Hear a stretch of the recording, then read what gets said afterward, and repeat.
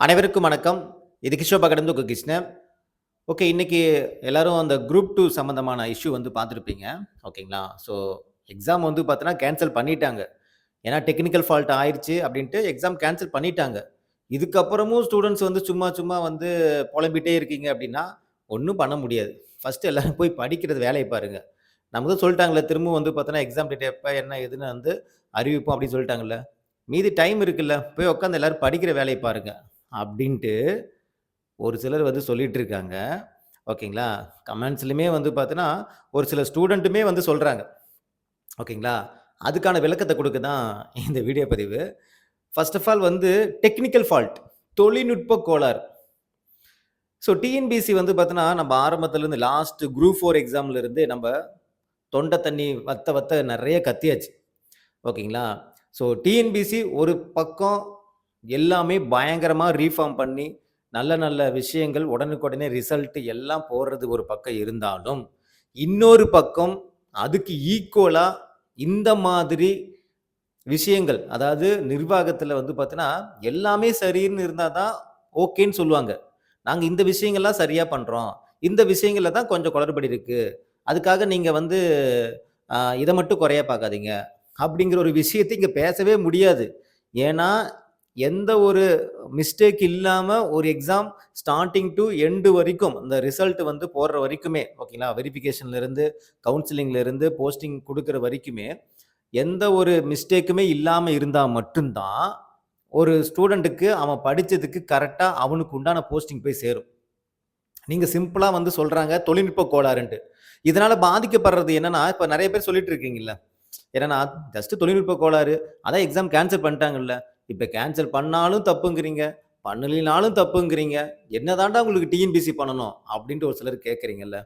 உங்ககிட்ட கேட்கிற ஒரே ஒரு கேள்வி என்னன்னா, இன்னைக்கு எக்ஸாம் கேன்சல் பண்ணதுனால பாதிப்பு எவ்வளோ இருக்கு தெரியுங்களா? எவ்வளோ பாதிப்பு இருக்குன்னு தெரியுங்களா? இல்ல சிம்பிளா தொழில்நுட்ப கோளாறுன்னு போடுறாங்க. நான் ஒரே ஒரு கேள்வி கேட்கிறேன். இதே எக்ஸாம் ரிசல்ட்ல இதே மாரி தொழில்நுட்ப கோளாறு அப்படின்னு ஒண்ணு இருக்குன்னு வச்சுங்களேன். நம்ம இங்க யாருக்குமே தெரியாது. கரெக்ட்டா? டெக்னிக்கல் ஃபால்ட்ன்னு சொல்லிட்டு போயிடுவாங்க. இப்ப நம்ம டெக்னிக்கல் ஃபால்ட்ங்கிறது நம்ம எக்ஸாம் ஹாலுக்கு போயி, அங்க நடக்கக்கூடிய விஷயங்கள்லாம் பார்த்து, எங்க எக்ஸாம் சென்டர் எனக்கு இங்க போடல அப்டின்ட்டு நெறைய ஸ்டூடண்ட்ஸ் வந்து அங்க அ ஒருத்தருக்கு ஒருத்தர் பேசி, அதுக்கப்புறம் போராட்டம் பண்ணி, அதுக்கப்புறம் தான் கேன்சலே பண்ணாங்க. சும்மாவும் கேன்சல் பண்ணல. அது வந்து ரோட்ல உட்காந்து போராடி, கத்தி, கூப்பாட்டு பட்டு, அப்புறம் தான் வந்து என்ன பண்ணாங்க, எக்ஸாமே வந்து ஓவராலா கேன்சல் பண்ணாங்க. ஸோ நான் கேட்கிற கேள்வி இதுதான். இதே மாதிரி ரிசல்ட்லயுமே தொழில்நுட்ப கோளாறு இருந்திருக்குமா? இருந்திருக்காதா? சரி, ஓகே. அப்படியே இருந்திருக்குன்னு வச்சுங்களேன். அவங்களுக்கு தெரிய போதா? இல்ல, ஒண்ணு டிஎன்பிஎஸ்சி சொல்லலாம். இல்ல, இல்ல நாங்க எல்லாமே பெர்ஃபெக்ட்டா பண்ணுவோம். ஒவ்வொரு தடவைக்கு 2 தடவ வந்து பார்த்தோன்னா, செக் பண்ணி எல்லாம் பெர்ஃபெக்ட்டா வந்து வெரிஃபை பண்ணிட்டு தான் ரிசல்ட்டே விடுவோம். நீங்க வெரிஃபை பண்ண லட்சணம் தான் இப்ப தெரியுது. நான் கேட்கிறது என்னன்னா, ஏதாவது ஒரு ஸ்டூடண்ட்க்கு தவறி போயிடுச்சு அப்படின்னா பரவால்ல. இப்ப எக்ஸாம் சென்டர் ஏதாவது ஒரு ஸ்டூடண்ட்க்கு இந்த சென்டர்லேருந்து அந்த சென்டருக்கு வந்து பார்த்தோன்னா, தவறி போயிடுச்சு. ஏதோ ஒரு மிஸ்டேக் ஆயிடுச்சு. ஸோ அதே நேம்ல இருக்கக்கூடிய இன்னொரு ஸ்டூடண்ட்க்கு வந்து அது போயிடுச்சு. இல்ல அதே டேட் ஆஃப் பர்த் இருக்கக்கூடிய இன்னொரு ஸ்டூடண்ட்ஸ்க்கு போயிடுச்சு. ரிஜிஸ்டர் நம்பர்ல ஒரு நம்பர் வந்து மாறிடுச்சு. அப்படின்னா கூட பரவாயில்லையே. அது எப்படி ஒட்டுமொத்தமா இவ்ளோ ஸ்டூடண்ட்ஸ்க்கு எப்படி அந்த இஷ்யூ நடக்கும்?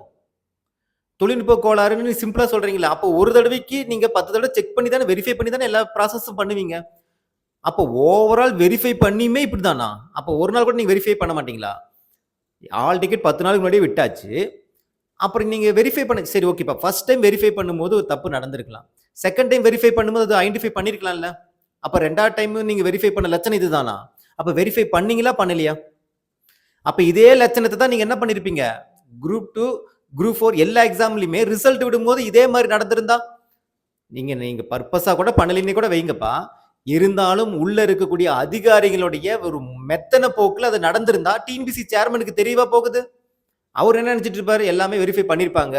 டிஎன்பிஎஸ்சி சேர்மன் பக்கத்திலேயே உட்கார்ந்துட்டு செக் பண்ணிட்டு இருக்கிறாரா?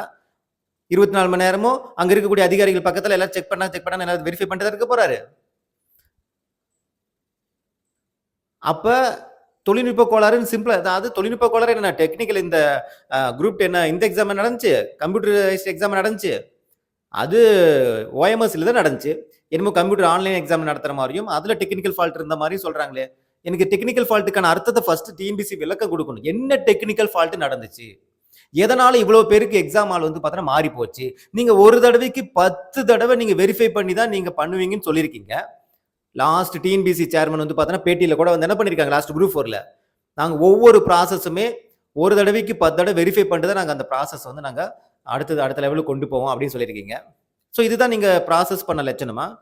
அப்போ என்ன தொழில்நுட்ப கோளாறு? நீங்கள் சிம்பிளாக வந்து இந்த சொல்லுவாங்கல்ல அந்த சோசியல் மீடியாவில் வந்து ஏதாவது ஒரு போஸ்ட்டை போட்டு அட்மின் வந்து பார்த்தீங்கன்னா இது பண்ணிட்டாங்க அப்படிங்கிற மாதிரி ஒரு காரணத்தை சொல்லிட்டு நழுந்து போயிடுவாங்கல்ல, அது மாதிரி தான் டெக்னிக்கல் ஃபால்ட். ஓகே, என்ன டெக்னிக்கல் ஃபால்ட்டுன்னு டிஎன்பிசி தரப்புல வெரிஃபை பண்ணணும். அப்பதான் நீங்க என்ன லட்சணத்துல அங்க வேலை நடந்திருக்கு, எப்படி ஒரு அரசு அதிகாரி நீங்க வந்து உருவாக்கிட்டு இருக்கீங்க அப்படின்னு எங்களுக்கு தெரியும். ஃபர்ஸ்ட் ஆஃப் ஆல் வந்து டிஎன்பிசியில் இருக்கக்கூடிய அதிகாரிகள் உங்களுக்கு ஒரு எக்ஸாம் நடத்துறதுக்கான தகுதி இருக்காங்கிறது நீங்க ஃபர்ஸ்ட் ப்ரூவ் பண்ணுங்க. சாதாரண லாஸ்ட் குரூப் 4 எக்ஸாம், அந்த குரூப் 4 எக்ஸாம்ல நீங்க வந்து பார்த்தீங்கன்னா பிஹெச்டி ஸ்டாண்டர்டுக்கு நீங்க தகுதியா இருக்கணும், அவங்களுடைய போட்டி போடுற அளவுக்கு கொஸ்டின் தரமா எடுக்கணும்னு நீங்க நினைக்கிற நீங்க ஃபர்ஸ்ட் நீங்க ஒரு அரசு அதிகாரி உருவாக்கக்கூடிய இடத்துல இருக்கிற நீங்க உங்களோட லட்சணம் இப்படிதான் இருக்கு. இதுக்கு நீங்க ஃபர்ஸ்ட் பதில் சொல்லுங்க. முக்கியமா டிஎம்பிசியினுடைய செயலாளர் உறுப்பினர் யாரு ஃபாதர் ராஜ் அவர்கள் தான் வந்து போன தடவை குரூப் 4 எக்ஸாமுக்கு வந்து பேட்டி கொடுத்தாங்க. பிஹெச்டி ஸ்டாண்டர்டுக்கு எடுக்கணும் இல்லையா, பிஹெச்டி ஸ்டூடெண்ட்ஸ் எல்லாம் வராங்க இல்லையா, தரமா எடுக்கணும் இல்லையா, உங்க தரத்தை நீங்க ஃபர்ஸ்ட் காட்டுங்க. இப்ப வந்து பேட்டி கொடுங்களேன், நாங்க வந்து எல்லாமே பர்ஃபெக்டா பண்ணுவோம், ஏதோ ஒரு மிஸ்டேக். எப்படி சாதாரணமா ஒரு மிஸ்டேக் நடந்துருச்சுன்னு சொல்றீங்க? ஒரு எக்ஸாம் காலுக்குள்ள ஒரு 5 மினிட்ஸ் லேட் ஆனா நீங்க விட மாட்டீங்கல்ல? ஒரு ஓஎம்எஸ்ல தப்பு பண்ணா அதுக்கு உண்டானது பனிஷ்மெண்ட் இருக்குல்ல? இவ்வளோ அக்யூரேட்டா பண்ற நீங்க மத்த விஷயத்திலயும் அக்யூரேட்டா இருக்கணும். இப்ப நாங்க இது வந்து சரி ஓகே நம்ம கடந்து போயிடலாம். இதனால வந்து பார்த்தோன்னா இன்னைக்கு நாள் வந்து டிஸ்ட்ரிக்ட் டு டிஸ்ட்ரிக்ட் நிறைய பேர் வந்து பார்த்தோன்னா எக்ஸாம்ல எழுத போயிருப்பாங்க. அவங்களுக்கு உண்டான இன்னைக்கு அமௌண்ட் வந்து ஸ்பெண்ட் பண்ணது மினிமம் ஒரு 3000 எல்லாரும் ஸ்பெண்ட் பண்ணிருப்பாங்க. சாதாரணமா நினைக்காதீங்க. இன்னைக்கு நிறைய எனக்கு தெரிஞ்ச ஒரு ஸ்டூடெண்டோட அண்ணா அவங்க வந்து மெயின் எக்ஸாம் எழுதுறாங்க. அவங்க ஆக்சுவலா வந்து பார்த்தோன்னா துபாயில வந்து பார்த்தோன்னா பார்ட் டைமா ஒர்க் பண்ணிட்டு இருக்காங்க. இந்த எக்ஸாமுக்காகவே முன்னாடி டிக்கெட் போட்டு திரும்ப ரிட்டன் டிக்கெட்டும் போட்டாங்க. இப்போ நீங்க எப்ப எக்ஸாம் வைக்கிறது, இப்போ ரிட்டன் டிக்கெட் எப்படி அவங்க போறது? அவங்க பொழப்பு இப்போ நடு ரோட்ல நிக்குது. உங்களை நம்பி பிளான் பண்ணி ஒரு விஷயத்த பண்ணிருக்காங்க. நிறைய பேர் இதை நம்பி வேற மாதிரிலாம் பிளான் பண்ணிருப்பாங்க. புரியுதுங்களா? கமிட்மெண்ட் நிறைய கொடுத்திருப்பாங்க.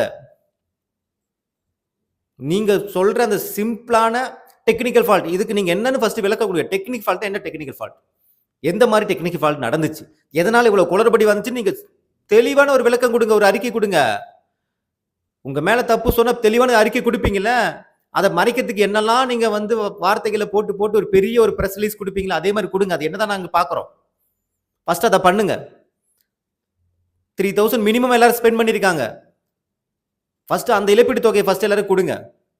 திரும்ப 3000 எங்க இருந்து வரும்? உங்களுக்கு சாதாரணமா இருக்கலாம். நீங்க என்ன எக்ஸாம் சரியா நீங்க நடத்தினாலும் உங்களுக்கு மாசமா சம்பளம் வந்துருது. உங்களுக்கு பிரச்சனை கிடையாது. பாதிக்கப்பட்ட மாணவர்களுடைய நிலைமையை ஒரு நாள் வந்து நீங்க பாத்தீங்கன்னா தெரியும். ஒரு ஸ்டூடெண்ட் ஒரு நாள் இன்னைக்கு டைம் ஸ்பெண்ட் பண்றதுக்கு வீட்டுல அவ்வளோ கேள்விகள் கேட்டிருப்பாங்க. அதுவும் ஹவுஸ் ஒய்ஃப் ஸ்டூடெண்ட்ஸ் எல்லாம் சும்மா கிடையாது. வேலைக்கு போயிட்டு வர ஸ்டூடெண்ட்ஸ் லீவ் போட்டு இன்னைக்கு வந்திருப்பாங்க. ஞாயிற்றுக்கிழமை லீவ் இல்லாத ஆபீஸ் எவ்வளவு இருக்கு? சரி அப்படின்னு விடுங்கப்பா. ஹவுஸ் ஒய்ஃப் ஸ்டூடெண்ட்ஸ் இருக்காங்க. பிள்ளைங்களுக்கு வந்து பார்த்தோன்னா கை குழந்தைங்க இருக்கும், பால் குடிக்கிற குழந்தைங்க இருக்கும். அதெல்லாம் விட்டுட்டு 3 மணி நேரம் டிஸ்ட்ரிக்ட் டு டிஸ்ட்ரிக்ட் வந்து ஸ்பெண்ட் பண்ணி ஃபேமிலியோட கூட்டு வந்து எல்லாம் பண்ணிட்டு திரும்ப வந்து போவாங்க. திரும்ப அதே மாதிரி ஒரு சூழ்நிலை வந்து எப்படி கிரியேட் பண்ண முடியுமா? எந்த அளவுக்கு மன உளைச்சல் ஆயிருப்பாங்க, மன வேதனைக்கு ஆயிருப்பாங்க. எல்லாருக்கும் எல்லாமே பர்ஃபெக்டா இருக்காதுப்பா. நான் சொல்றது கேளுங்க. ஒரு சிலருக்கு வந்து இது வந்து சாதாரணமா படலாம். என்ன தள்ளி போயிருக்கு, படிக்கிறதுக்கு நாட்கள் இருக்குதானே. எல்லாருக்கும் எல்லாமே சாதகமா இருக்காது இல்ல. நீங்க அந்த சுச்சுவேஷன் வரும்போது உங்களுக்கு புரியும். உங்களுக்கு என்ன, நீங்க அடுத்த வாரம் கூட நீங்க வச்சாலும் திரும்ப ரெடி ஆகிறதுக்கு வாய்ப்பு இருக்கு. உங்களுக்கு பணம் சம்பந்தமான பிரச்சனை கிடையாது. ஃபேமிலியில யாரும் வந்து எதுவும் சொல்றதுக்கு பிரச்சனை கிடையாது. நீங்க எப்போ வேணா வரலாம் போலாம் அப்படிங்கிறவங்களுக்கு இது பிரச்சனை கிடையாது.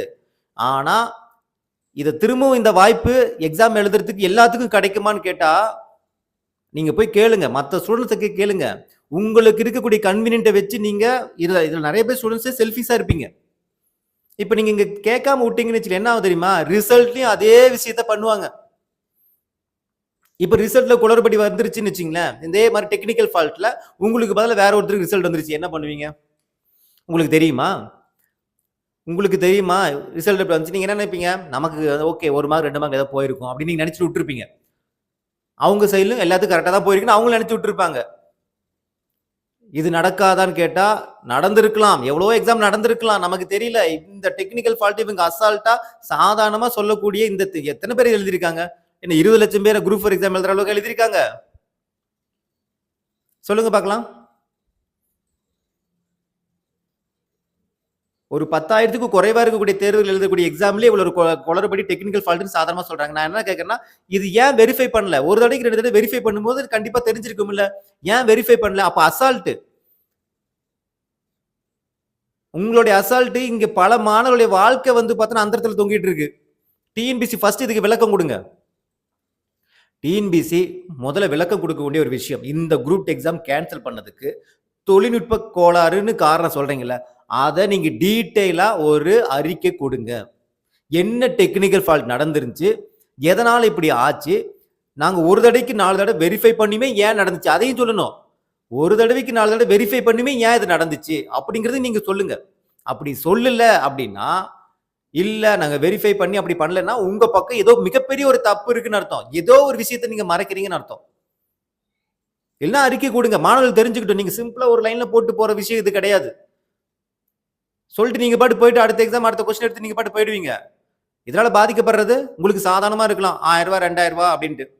அதை கூட விடுங்க. இன்னைக்கு நாள் எனக்கு வந்து உடம்பு நல்லா இருக்கு, ஆரோக்கியமா இருக்கு, இன்னைக்கு நான் எக்ஸாம் எழுதியிருந்தேன்னா ஓகே. இதே நீங்க அடுத்தது வைக்கும்போது என்னுடைய சூழ்நிலை வேற மாதிரி இருந்திருக்கும். அப்ப எழுத முடியாம போனவங்களுக்கு நீங்க என்ன பதில் சொல்லுவீங்க? நீங்க சாதாரணமா சொல்லலாம். எல்லாருக்கும் நடக்கிற ஒரு விஷயம் தானே. இது ஏன் இப்ப இவ்வளவு பெரிய இஷ்யூ ஆக்குறீங்கன்னு. இது நீங்க இப்ப தான் சொல்றல. இது இப்ப ஒரு இஷ்யூ இந்த ஒரு இதுக்கு மட்டும் கிடையாது. இதுக்கு முன்னாடி டிஎன்பிசில எவ்வளவோ இஷ்யூ நடந்திருக்கு. எதுக்குமே டிஎன்பிசி வாயே திறக்கல. எல்லாருமே லாஸ்ட் குரூப் 4லயுமே நீங்க பார்த்திருப்பீங்க. டிஎன்பிசி வாயவே திறக்கல. இதுக்குமே இறங்கி ரோட்ல இறங்கி போராளேன்னு வச்சுங்களேன், இது அப்படியே வேற மாதிரி திருச்சி விட்டுருப்பாங்க. வேற மாதிரி கொண்டு போயிருப்பாங்க. திரும்பவும் சொல்றேன், டிஎன்பிசி தரப்புல கண்டிப்பா இதுக்கு ஒரு அறிக்கை விடணும். மாணவர்கள் நீங்க ஃபர்ஸ்ட் அண்டர்ஸ்டாண்ட் பண்ணிங்க. ஒரு விஷயம் ஒரு தப்பு நடக்குது அப்படின்னா அந்த இடத்துல நமக்கான பெனிஃபிட்ங்கிறது பார்க்காதீங்க. ஓவரால் எல்லா ஸ்டூடெண்ட்டுமே ஓவரால் ஒரு மைண்ட்ல வச்சுட்டு அந்த விஷயத்தை நீங்க இது பண்ணுங்க. டிஎன்பிசி மேல இருக்க அந்த நம்பிக்கை எப்ப லாஸ்ட் குரூப் 4ல பண்ண நீங்க அந்த ஒரு இஷ்யூ நீங்க பண்ண அந்த இது நிறைய பேர் டிஎன்பிசி விட்டே போயிட்டாங்க. இப்ப நீங்க இதுவும் பண்ணீங்கன்னு வச்சீங்கன்னா டிஎன்பிசி மேல இருக்கிற ஒட்டுமொத்த நம்பிக்கையுமே போயிடும். நீங்க ரிசல்ட் சீக்கிரம் விட்டேன்னா நீங்க எக்ஸாம் சீக்கிரம் வச்சா என்ன, நீங்க என்னமோ பர்ஃபெக்டா இந்த கால்குலேஷன் ரேஷியோ படி வந்து வேகன்சி ஃபில் பண்றது எல்லாம் பர்ஃபெக்டா பண்ணிட்டு இந்த மாதிரிலாம் பண்ணீங்கன்னு வச்சுங்களேன், இது டோட்டலா நீங்க பண்றதே வேஸ்ட். பேஸ் மட்டுமே வீக்கா இருக்கு. நீங்க பில்டிங் ஸ்ட்ராங்கா கட்டி என்ன பண்ண போறீங்க? ஃபர்ஸ்ட் டிஎன்பிசி இதுக்கு நீங்க ஃபர்ஸ்ட் விளக்கம் கொடுங்க. ஃபர்ஸ்ட் மாணவர்கள் நீங்க வந்து யோசிங்க. இதே தொழில்நுட்ப கோளாறு எக்ஸாம் ரிசல்ட்ல வந்திருந்தா என்ன பண்ணிருப்பீங்க? யாருக்குமே தெரிஞ்சிருக்காதீங்க. அப்படி ஒரு மிஸ்டேக் நடந்ததாவே தெரிஞ்சிருக்காது. ஆனா ரிசல்ட் தப்பு தப்பா போயிருக்கும். இதனால பாதிக்கப்படுறது நீங்க தான். உங்களுக்கு தெரியாது. ரிசல்ட் உங்களுக்கு வராம நான் நல்லா எழுதுமே எனக்கு கிடைக்கலையா அப்படின்னு நீங்க புலம்பும் போது நீங்க தனியா போய் டெக்னிக்கல் ஃபால்ட்டுங்கிறது நீங்க யார்ட்டுமே போய் கேட்க முடியாது. கேட்டாலும் இங்க யாருமே பதில் வாயே திறக்க மாட்டாங்க. அவ்வளவுதான். உங்களோட இது நீங்களே அப்படி மனசுக்குள்ளே வச்சுக்க வேண்டியதான். இங்க 10 பேர் சேர்ந்து கேட்டா மட்டும் தான் இங்க வந்து என்ன பண்றாங்க? அதுக்கு கூட கிடையாது. இப்ப எல்லாம் ரோட்ல இறங்கி அந்த அன்னைக்கு பண்ணதுனால தான். அதே அந்த அன்னைக்கு நீங்க இன்னைக்கு வந்து நீங்க பண்ணாம விட்டுருந்தாங்கன்னா இது வேற மாதிரி போயிருக்கும். இறங்கி பண்ணி பசங்க ஸ்ட்ராங்கா நின்னதுனால தான் இந்த நியாயம் கிடைச்சிருக்குல்ல, அது கூட கிடைச்சிருக்காது. இதை நீங்க என்ன பண்ணுங்க, டிஎன்பிசில கேளுங்க. நான் சொல்லி ஒரு மெயில் போட்டு கேளுங்க. என்ன டெக்னிக்கல் ஃபால்ட்னு கேளுங்க. சும்மா கேட்காம நீங்க நினைக்கிறீங்க எல்லா இடத்துலயுமே நம்ம வந்து டிஎன்பிசி வந்து பார்த்தோன்னா ஓகே ஓகே பாவம் பாவம்னு டிஎன்பிசி விட்டுட்டே இருந்தீங்கன்னா கடைசி நீங்க தான் பாவம் அனுப்பீங்க. கேட்க வேண்டிய இடத்துல கேட்கலன்னு வச்சுங்களேன், அவ்வளோதான். இவ்வளோ தூரம் டிஎன்பிசி மேல அலிகேஷன் வந்து இந்த குரூப் 4 எக்ஸாம் இருந்து வந்ததுக்கு அப்புறமும் கூட இந்த விஷயத்த அவங்க சாதாரணமா சொல்றாங்கன்னா அப்ப எந்த அளவுக்கு அவங்க அசால்ட்டா அந்த வேலையை செய்யறாங்க நீங்க பாத்துக்கங்க. டிஎன்பிசி தரப்புல இப்ப அவரு சொல்லட்டும், பிரபாகரன் சார் வந்து சொல்லட்டும், பர்ஃபெக்டா எல்லாத்தையும் பண்ணுவார்ல. யாரு உறுப்பினர் ஃபாதர் ராஜ் அவரும் சொல்லட்டும், பர்ஃபெக்டா பண்ணுவாங்கல்ல. ஏன் ஒரு தடவைக்கு 10 தடவை வெரிஃபை பண்ணியுமே இந்த தப்பு ஏன் நடந்துச்சுங்கிறது விளக்கம் கொடுக்கட்டும். ஒரு பிரஸ் மீட் வச்சு கொடுக்கட்டும். கொடுக்குற வரைக்கும் நீங்க விடாதீங்க. ஒரு மெயில் போட்டு கேளுங்க. தயவு செஞ்சு எல்லாரும் நாளைக்கு ஒரு மெயில் போட்டு கேளுங்க. என்னதான் நடந்துச்சு, என்ன டெக்னிக்கல் ஃபால்ட்னு சொல்லுங்க அப்படின்ட்டு. வேற சொல்றதுக்கு ஒன்றும் கிடையாது. உண்மையிலுமே இவங்க பண்ற செயல்பாடுகள் வந்து பார்த்தோன்னா ஒவ்வொரு டைமும் வந்து கோபம் அடையதான் வைக்குது. இதில் பாதிக்கப்பட்டவங்களுக்கு தான் தெரியும் அதோட அருமை. மற்றவங்களுக்கு அதுவும் தெரியாது. பாதிக்கப்படாதவங்களுக்கு இது சாதாரணமாக தான் தெரியும். பாதிக்கப்பட்டவங்களுக்கு தான் அதோட அருமை தெரியும். அதனால தான் நான் அந்த தம்ப்நெயிலே வச்சிருப்பேன் நானு. இப்ப என்ன ஆயிப்போச்சு, டெக்னிக்கல் ஃபால்ட் போய் படிங்க அப்படின்னு சிம்பிளா சொல்றாங்கங்கிறேன். அந்த நியூஸ் சேனல்ல இருக்கிற கமெண்ட்ல போய் படிச்சு பார்த்தேன். ஒண்ணும் சொல்றதுக்கு இல்லப்பா. ஓகே. அடுத்து ஒரு 10 நாள் வரும் எக்ஸாமு. நல்லபடியா படிங்க. பெஸ்ட்டா குடுங்க. ஓகேங்களா? இருந்தாலும் இந்த விஷயத்தையும் சாதாரணமா எடுத்துக்காதீங்க. ஓகேங்களா? மிக்க நன்றி.